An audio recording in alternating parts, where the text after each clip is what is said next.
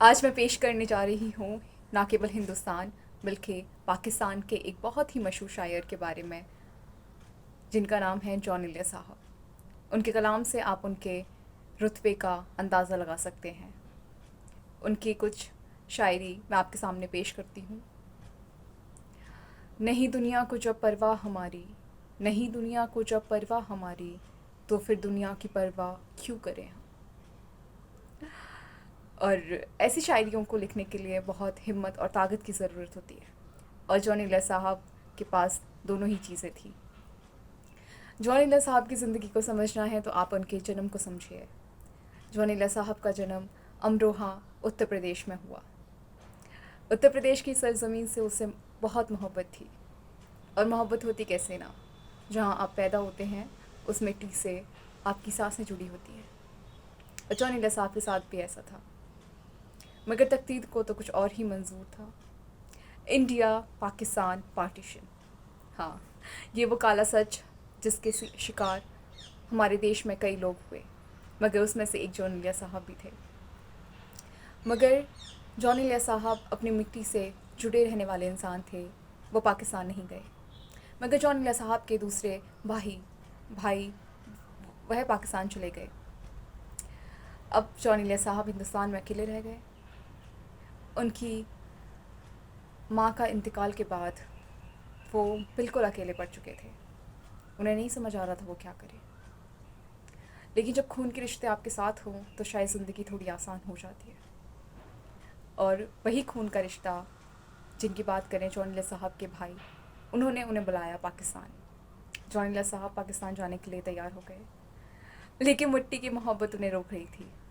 बस शायद वो इस हिंदुस्तान में रहने के लिए, शायद हिंदुस्तान एक ऐसी जगह नहीं बची थी जहाँ जॉन इलिया साहब के वजूद को पहचाना जाए, इसलिए उनका चला जाना ही अच्छा था उनके अपने लिए भी।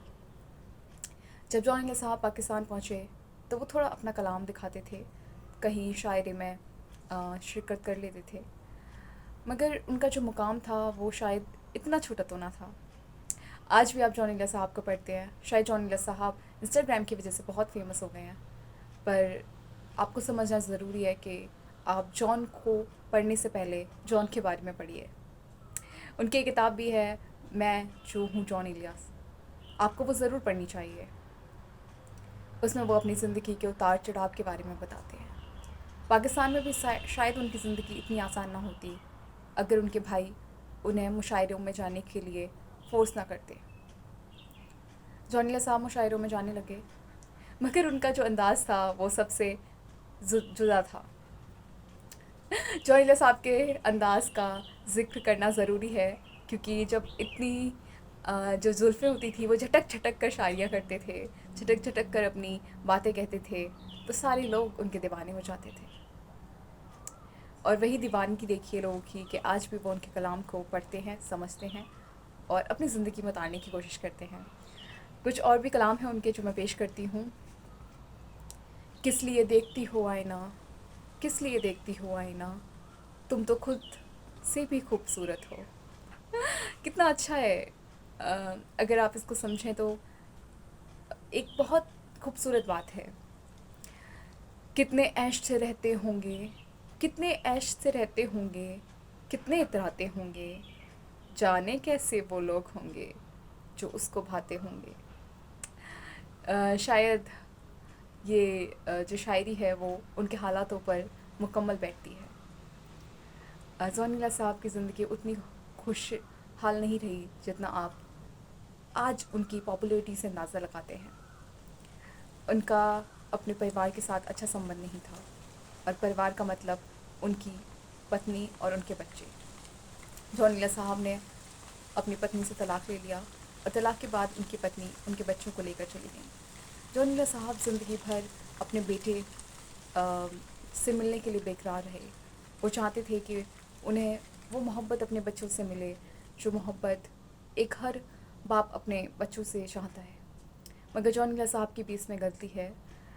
वो हर वक्त शराब के नशे में धुत रहते थे, और उन्हें वो शायरी में अपना जो आप है वो दिखाना चाहते थे, तो उन्होंने शायरी को अपनी ज़िंदगी समझ लिया था। लेकिन अक्सर जब आपके पास कोई कलाम होता है तो आपसे आपकी ज़िंदगी दूर हो जाती है।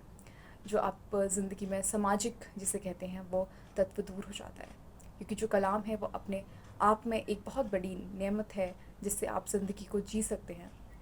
उसी नेमत की वजह से जॉनी लीवर साहब के परिवार के साथ रिश्ते अच्छे नहीं रहे और वो ज़हनी रूप से बहुत ज़्यादा परेशान रहे, और अपने बच्चों का, अपने बेटे का बिछड़ने का गम उन्हें ज़िंदगी भर रहा, और उन्हें ज़िंदगी भर ये अफसोस रहा कि वो अपने बच्चों को, अपने आप को एक बहुत अच्छी ज़िंदगी दे सकते थे।